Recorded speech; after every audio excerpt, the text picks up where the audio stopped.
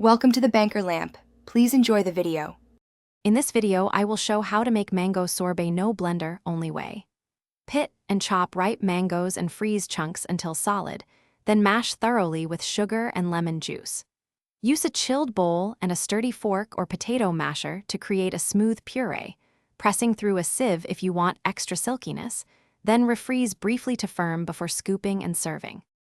Prepping is simple and satisfying when you skip the blender and embrace manual methods that still deliver great texture. After freezing mango pieces solid, work quickly to mash them in a cold bowl, scraping sides to capture every bit.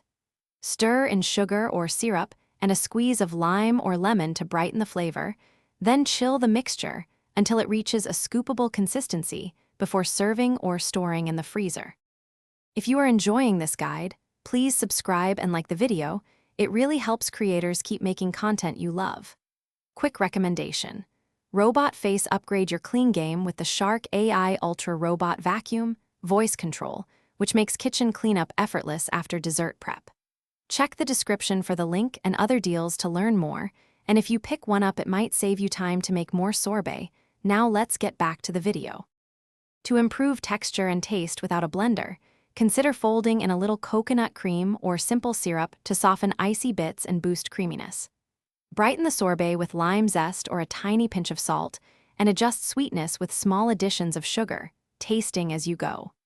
For serving, let the sorbet sit a few minutes to soften, then plate with mint or diced fruit for a refreshing, vibrant dessert. Thanks for watching. If this was helpful, leave a like and consider subscribing. See you next time.